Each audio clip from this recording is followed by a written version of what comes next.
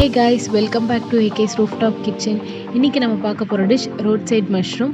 அதுக்கு நான் இன்னைக்கு 1 cup of cabbage எடுத்துர்க்கேன். அப்புறம் ஒரு 200 grams of mushroom எடுத்துர்க்கேன்.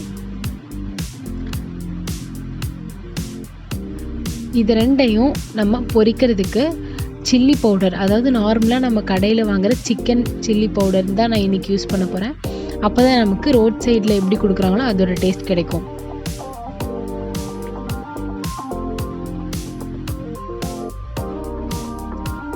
இது கூட ஒரு 2 tablespoon அளவுக்கு ginger garlic paste ஆட் பண்ணிக்கோங்க.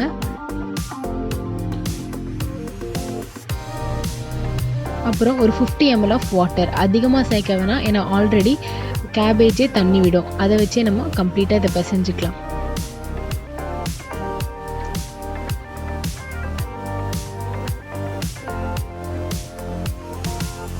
இதை பிசைஞ்சு தனியா எடுத்து வச்சிருங்க.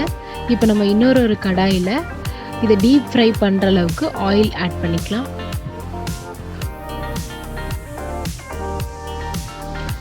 எண்ணெய் நல்லா காஞ்ச உடனே நம்ம இதை பொரிச்சு எடுத்துக்கலாம். ஸ்மால் பால்ஸா கூட நீங்க உருட்டி இதை ஆட் பண்ணிக்கலாம்.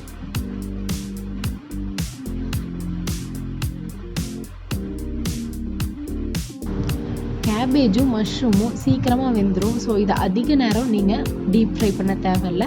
ஸோ டக்குன்னு நீங்கள் மசாலா வெந்த உடனே ட்ரைன் பண்ணி எடுத்துடலாம்.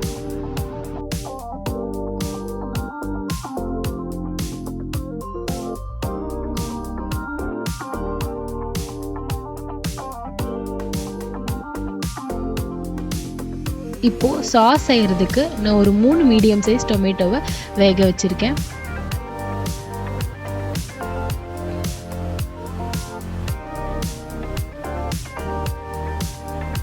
தக்காளி நல்லா வெந்ததுக்கப்புறம் அதோட தோல் உறிஞ்சு வரும்.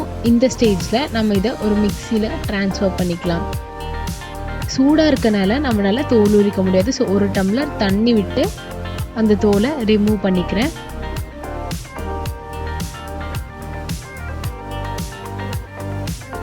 தோலை ரிமூவ் பண்ணதுக்கப்புறம் நம்ம ஆட் பண்ண வாட்டரை மறுபடியும் வேற ஒரு இதுக்கு ட்ரான்ஸ்ஃபர் பண்ணிடுங்க.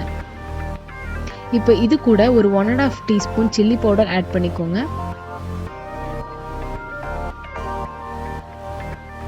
ஒரு டீஸ்பூன் சால்ட், அப்புறம் ஒரு 2 டீஸ்பூன் அளவுக்கு சுகர். இது நல்லா கிரைண்ட் பண்ணி எடுத்துருங்க.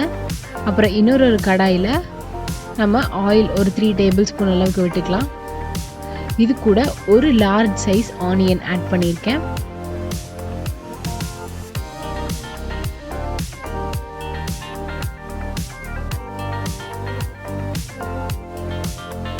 ஆனியன் நல்லா வணங்கினதுக்கப்புறம் ஒரு 2 டேபிள் ஸ்பூன் அளவுக்கு நம்ம மறுபடியும் ஜிஞ்சர் கார்லிக் பேஸ்ட் ஆட் பண்ணிக்கலாம்.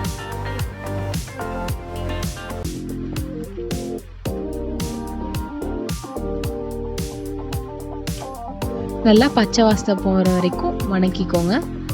அதுக்கப்புறம் நம்ம கிரைண்ட் பண்ணி வச்சுருக்க அந்த டொமேட்டோ பியூரியை ஆட் பண்ணிக்கலாம். எனக்கு புளிப்பு அதிகமாக பிடிக்குங்கிறதுக்காக நான் 3 தக்காளி ஆட் பண்ணியிருக்கேன். நீங்கள் 2 ஆட் பண்ணால் கூட போதும். இப்போது கறி மசால் தூள் 2 டீஸ்பூன் ஆட் பண்ணிக்கலாம். அதையும் நல்லா சாட் பண்ணிக்கோங்க. எண்ணெய்லாம் நல்லா பிரிஞ்சு வந்த ஸ்டேஜில் நம்ம சால்ட் ஆட் பண்ணிக்கலாம், மசாலாவுக்கு தேவையான அளவு.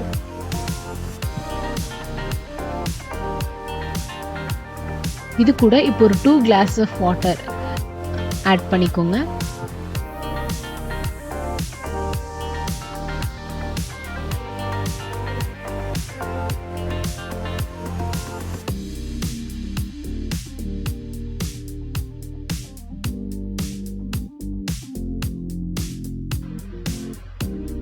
தண்ணி நல்லா கொதிச்சதுக்கப்புறம் நம்ம ஃப்ரை பண்ணி வச்சுருக்க அந்த கேபேஜையும் மஷ்ரூமையும் நம்ம இதில் ஆட் பண்ணிக்கலாம்.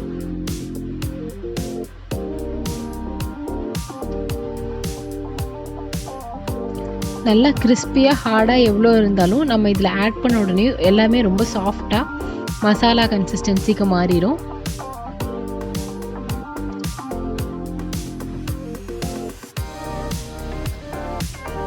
அவ்வளோதான், ரெடி ஆயிடுச்சு. இப்போது நம்ம இது ஒரு பவுலில் ட்ரான்ஸ்ஃபர் பண்ணி சர்வ் பண்ணலாம்.